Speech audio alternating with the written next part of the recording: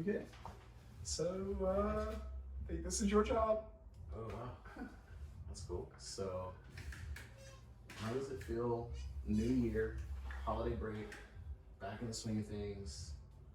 Is it all firing on all cylinders? This week, yeah. So we had pretty much 3 days of regular schedule last week, and then I did a couple extra training sessions to kind of make up for the time off. But we, trained a little bit over the break, did some sparring rounds, and knocked that rust off. I call it rust, but it's just that excess food that we eat, and, just enjoying that warm bed and the heater on, and just get comfortable. Gotta get back out uncomfortable and get back ready to perform, ready to compete. It's been a longer time for competition since, I guess, beginning of December. I had one tournament the first weekend of December, and then other than that, it's been a full month, which hasn't been, it's been a while since I've won a month without competition, so I'm eager for it and just trying to get back into competition mode. It's hard not having competitions, but the training mindset. It's just kind of like work hard now, and pay off later. I think when I was like 16, Marty said one time, and just in passing, that the tournament's your day off. Like everything up to that is what builds it. The tournament's the day off where you get to just relax. I like that. That's exactly right. Relax and kind of show off, right? Yeah, so showing off can make it look easy. That's right. That's right. Well, that's hard. It's hard to picture Marty like actually looking at it as a day off in the moment. That's true. Yeah,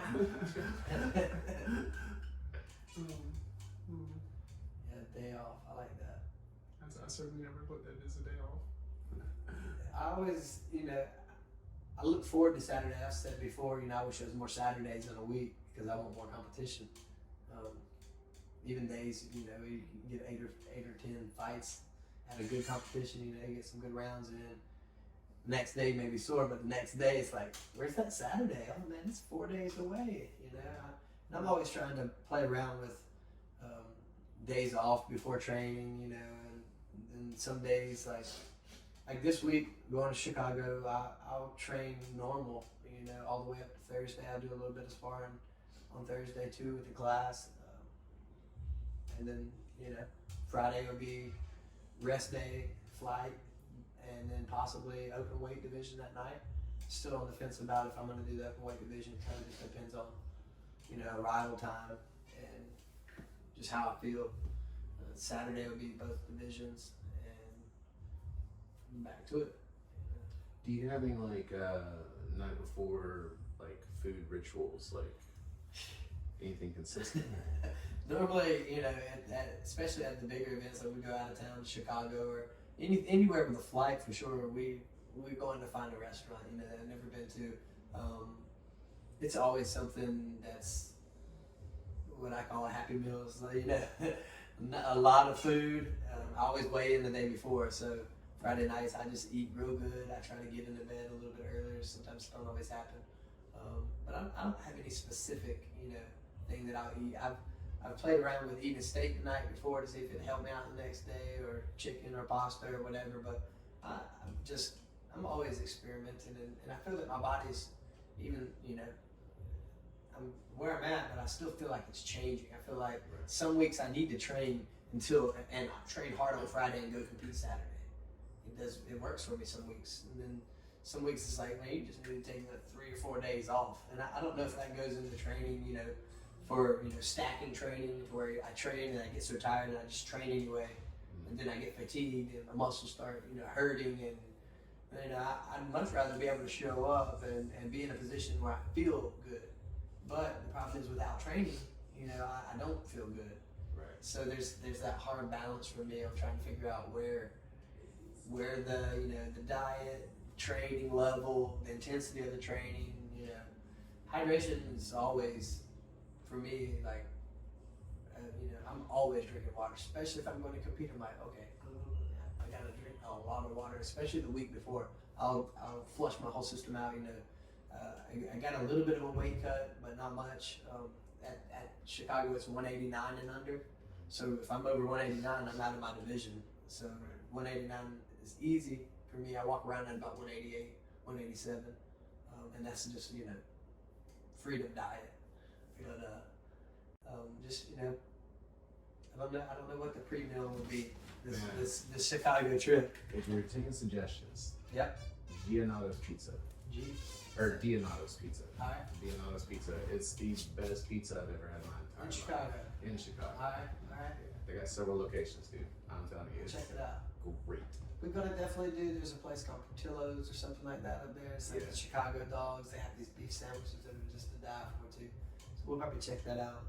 Friday is supposed to be snow when we show up. That'll be fun.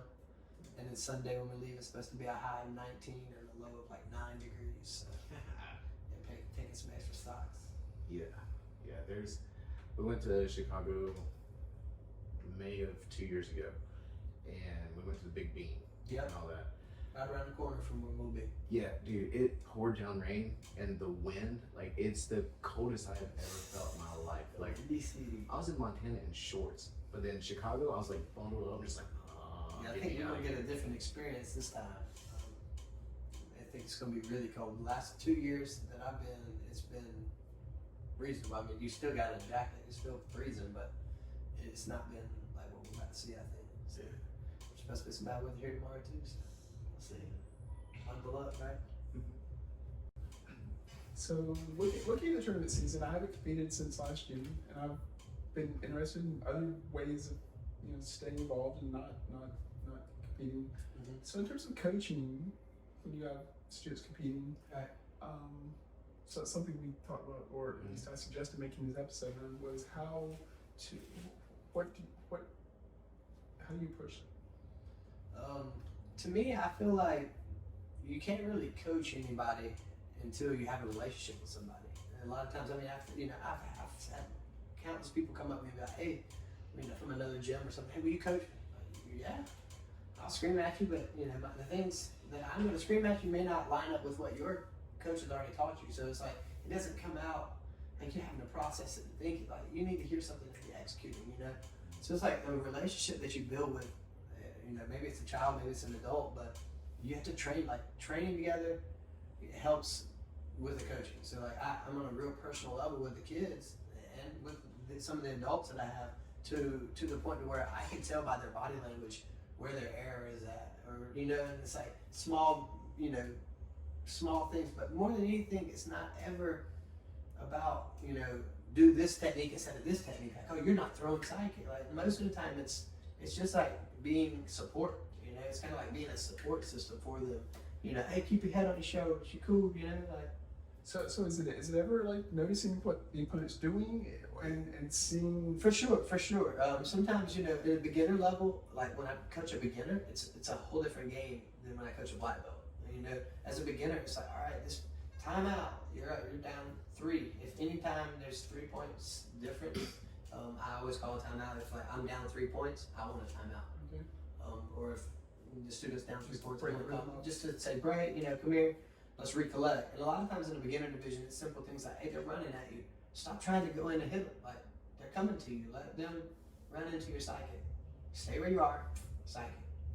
That's all you need. Don't go out there, psychic. And that's just kind of like calm down, calm your brain down. You know what to do, and that kind of takes it up to the next level to not being a beginner, but now you still see people lunging forward, crossing their feet, making simple mistakes, but mistakes that you can capitalize on.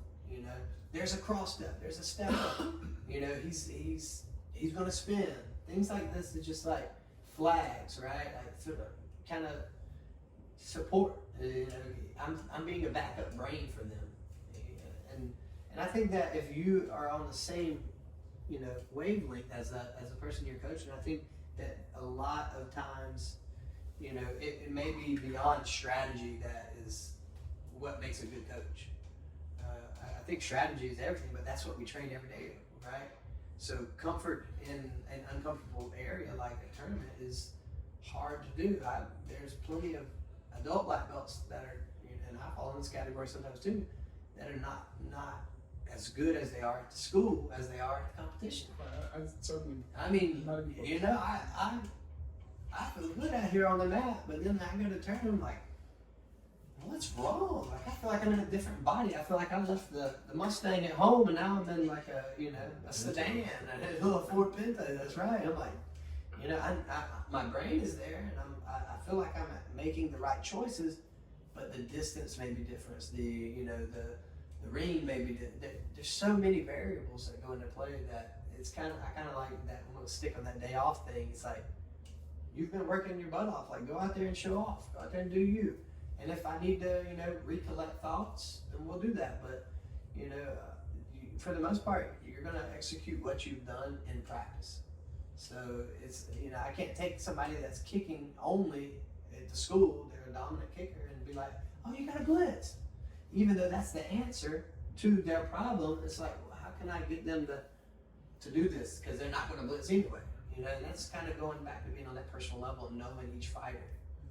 I've wondered about keywording of some sort, like if you kind of implant the word. I used to use it. I use shark fin, for instance. I talk I about. didn't know if that came from you. I've heard you say that. I didn't know if that was a general term that's in usage. I don't really think it's super general. I Okay. haven't heard anybody really say it, but that's just like a teaching technique that I use so often that if you're not paying attention in class, you're not going to know the key words. But if you're paying attention in class, you understand that shark fin is me putting my hand on your head like a shark fin and punching you in the body. So it's an offensive body punch. All right. Or a phrase I use all the time is turn your butt. You can't sidekick somebody with your stomach facing them. Turn your butt. Turn your butt. That tells them, all right, get my hips turned. Well, I'll only turn my hips with the side kick. Or round kick works too, but it just is kind of, instead of saying, hey, you're too forward, it's like small phrases. I think that is very good for people to almost build a reaction when they hear it. It's like, Right. instead of just go, go, go. And it's nice that you say that you don't think other people view shark fin because that way. It's not- kind of, that's people all look at me good. crazy all the time when I'm coaching. Right. Yeah. It's nice to have words that other people won't know because, when I was fighting Mike Westlakes one time, I heard the background. If say I'm sidekicking once, or Right. something like that. And I'm like, it's time to sidekick twice. He's coming. Yeah. You need. And it worked for you. Yeah. Right. It worked. Right. You not give your opponent. Yeah, I used to use different animals and stuff for different things. For instance, I had one girl, great cartwheel, and this was back when you could actually cartwheel and stuff like that, Right. and not touch the floor a little bit. So whenever the opportunity was there, I would scream monkey, and she'd do a cartwheel. Yeah. And I have another kid that I'd say monkey, they'd spin. And just same word, different techniques for different kids. That's awesome. Yeah. That goes along with being on that personal level and really knowing, what they're doing and what they're capable of. I've had really great coaches sit behind me and tell me one thing, and I'm like, I'm not being a bad listener, but I know that and I've had my students, some of the advanced guys, almost be against doing what I'm trying to get them to do. And at that point, you're kind of like, hold on, let me draw the line in the sand. Right. But then again, at the flip side of that, I've also coached somebody into a really bad sidekick that, lifted them up off the ground. So it's, yourself more than anybody. I feel like I know a lot of my fighters very well, but at the end of the day, if they're not comfortable doing it, there's going to be hesitation, there's going to be error, there's going to be openings, and that's not going to work, especially at a higher level. Now, when it comes down to the beginners and stuff, that's, I think a good coach that can give, tips, it's easy tips. Turn your butt, sidekick, monkey, do your specialty, whatever it is, as long as they are seeing that and they're like, oh, I've done that, and executing it with confidence, then I think everything is it's gonna work out. Sometimes just having familiar face in a chair, or sometimes embodying a chair to the judges might make a difference. Familiar face to the fighter might make a difference. That's right. I think having a coach is really beneficial in that I go back to when I learned how to swim. I literally just kicked my arms and legs as hard as I could, and then all of a sudden I started relaxing a little bit, and then I was like, I don't have to do all that work. And fighting out there, it's like I'm spazzing, and then all of a sudden, dad or whoever is like, calm down. Right. You know how to swim. That's right. That's right. I was watching some film today of one of my students, and the fight hadn't started. I'm like, when he says fight, get wild, do your thing, but until then, don't give them anything. Maybe a bounce and a little warm up movement, but I'm always like in my stance, on the line, ready to go, right? And then when he says fight, then I determine if I'm going or not. I don't always have to go forward. Sometimes I get on the line and crowd the line not to go forward, But that's just where I'm at. That's where I start. And I'm wait. As soon as they say go, now I'm taking off. But sometimes I think that can be used against you, possibly, But I also think that it's easy to say, all right, I'm going to start on the line, but I'm going to take a step back as soon as he says go. So it just makes it kind of fair. I was watching Billy Blanks the other day, fighting, old school fighting.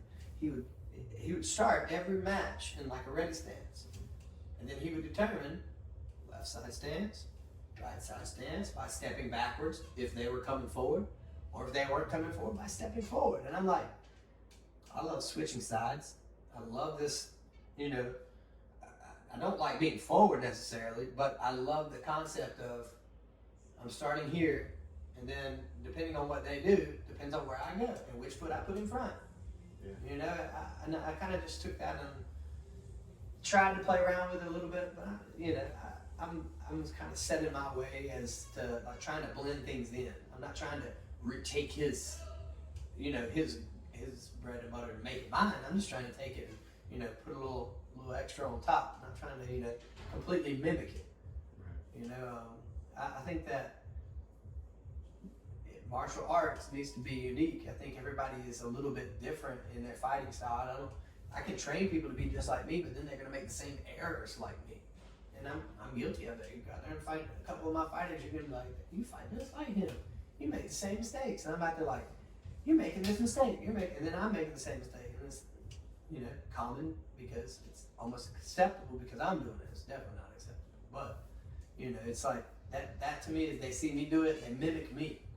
I don't mimic somebody else. Like, I'm trying to mimic people too, but it's not like I'm trying to mimic them completely and take theirs. But yet I'm trying to see how can I blend that with where I'm comfortable at to make me comfortable. So if they get all the right parts right and they make your mistakes, that gets them to a good starting point. But most people are gonna they're gonna get some other stuff wrong and your stuff wrong, and then it's a muddle. It's like you gotta. It's like do the stuff you do good at better than me. That's right. And then we'll work on.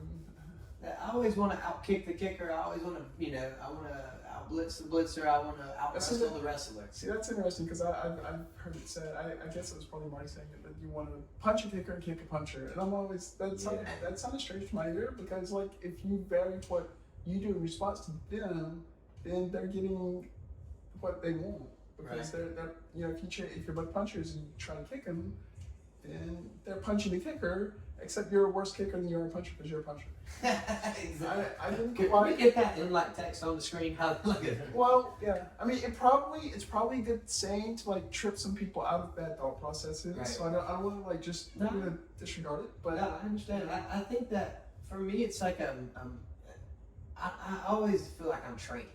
All right, even at the biggest tournaments.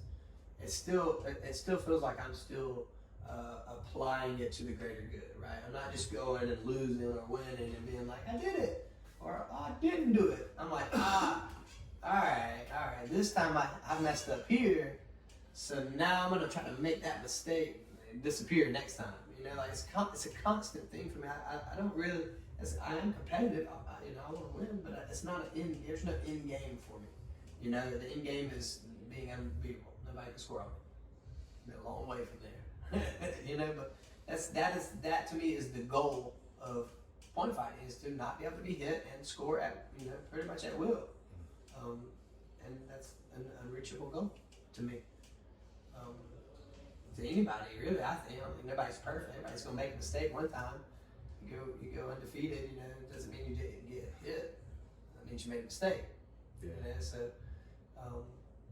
But the way I train and my mindset is always, it's kind of like Oh, you want a sword fight? All right, let me get a sword. Oh, you want to fight with just left hand only? Let's do it.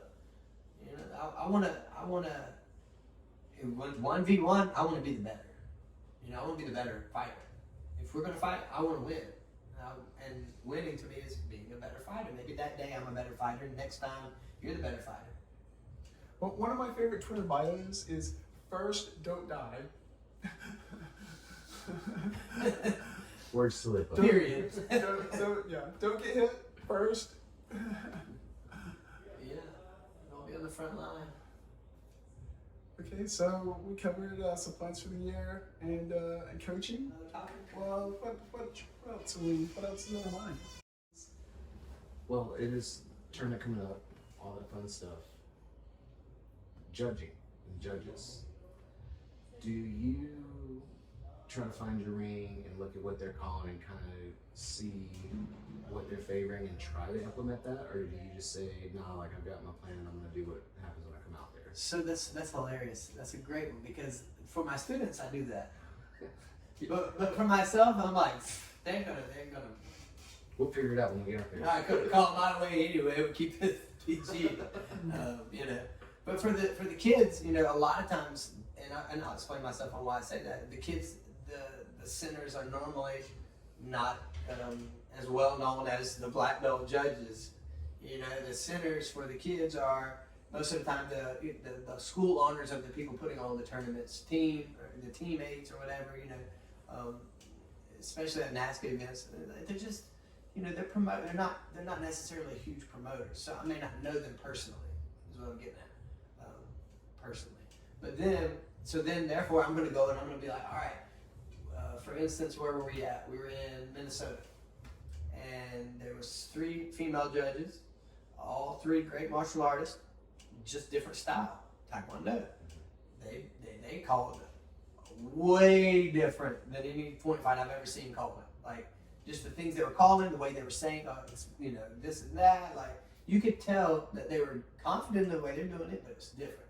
So yes, we sat there waiting on his division to start, and we're like analyzing, like you're gonna have to turn this way because this one, and we're breaking it apart just to try to get inside of the kid's head, get comfortable, feel like we have an upper arm. So I kind of tied that back into coaching.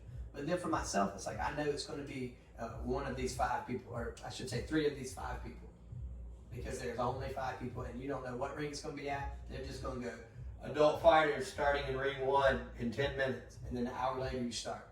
But I don't fight differently depending on who's in the middle. But I definitely feel like it's a different fight depending on who's in the middle. Right. But it doesn't change the way I fight because I'm doing what I'm comfortable at, and what I think I'm going to have the highest success rate with. Right. So that way I can hopefully, have some good outcome. But you always aim for the star, aim for the moon and hit a star. I think aim for the moon. That way, if you miss, you're among the stars. That's right. So I've noticed some tournaments now will have the center on one side and both corners on the other side. Do you like that? If there's a table, with a TV, then yeah, I think that's great. That way the center doesn't have to, everybody should be moving a little bit, but the center doesn't have to look over his shoulder, which a good center doesn't have to anyway, because if he makes a call and that person makes a call, he don't have to look at the one behind him. And I've seen that a lot in Florida. They're really fast. The center referee sometimes will just disregard the third one, and that's okay unless he does this. If I have that call, you have a call, and then he looks at the other person. So that at times sometimes they go back there, but I've seen the corners completely move with the fight, and the center too. I think that movement is great. I don't know how I feel about moving complete from one side to another side. I haven't. Like if the starting position is both opposite the center, then they might be more willing to call break or themselves or more able. And I don't hear that often either. Much. I don't feel like the corners have the authority to say break. Okay. Corners will do this because now in NASCAR they want you to point immediately. If you score, I point at you. So if I'm the center and you think he scored and you point at him, the fight doesn't stop. because we didn't see it. Does that make sense? So Is that kind of like, if the center, if this, Oh, sorry. So he, like, let's say we're fighting, John's there, corner over here, you hit me with a body punch, he points to you, doesn't see it, fight continues. the other person didn't see it too. There's three. Okay. So if that's when you'd have to look, and say, no, if the other person's pointing, then he says break, and then the fighters come back, and then two corners made their call, but they didn't say break. Right, The corners just go. Okay. Gotcha. I was under the impression corners could call break, just never really. They can technically, but I just don't ever see it or I hear it. or never feel it. do it because I feel like it wouldn't matter. Right. I think that I don't think that's the best way to do it. I think the best way to do it is say break, back to the line, judges, call. Right. Like a strike, like a technique. I don't want to see none of the, because this is what happens. You score, but you're on that side. And I'm like, I get it. I get why you're doing that. You don't want biasm, but where's the biasm on this call? That way all of us do it. Because I see centers now abusing that rule going, you make a call, he makes a call, no point. You make a call, he makes a call, I go this way to give this kid a point. Yeah, and I don't think it's... I've seen centers do that, and I've wondered if that's because they're thinking there might be biased corners, and they're waiting to see if they're responding. I don't know. That's kind of what that's where I'm investigating too. It's like, if you're the center and you set break, and your hands are here, and you're not going to say call, then that means you don't have a call, right? Like, so the center should be break, or break, whatever it is. Your preference would be break, back line, judges, call. Yes. And call and call. Okay. And while we're on this topic of if it was Brackett's way, then every time the fight stops, the timer stops. Because now even at NASCAR events, they'll just let it run all the way out. You'll have one fighter fall down with 10 seconds left. I'm down 1 point, and he's laying on the ground, and it's going to take him 8 seconds to get back on the line, and then I'm going to be saying, why are you not hurrying it up? Like the time's going, and then he's going to say fight, and now I got 2 seconds, and now I just lost because of the time not stopping. When he, maybe he was on the ground. Right. If a fighter's down, the time should stop. If the ref says break, the time should stop. I know a couple years ago, I'm like, I didn't think I hit the guy that hard. He went down, and it was just like, oh, he was just trying to buy some time. I'm like, oh, right, I should have thought of that. Where is that? That was here. That was him? Yeah, you were like, right, you were like, oh no, he was just trying to buy some time. I'm like, oh, right, I should have thought of that. I always try to explain to highly competitive people that want to get better. It's like, you have to understand that people play the rules really hard. I totally know this. It's just I've been like not in the game as much. No, I'm a competitor in cards in particular. Right. The angle shots there, in mid poker, you see it a lot, and I'm just Strategy. When you say it, I'm like, oh, of course that's a thing people Right. do. But it's just not in my repertoire. Well, yeah, but it's also not in my mind here because I'm not like just Right. doing that recently at a Sure. high level.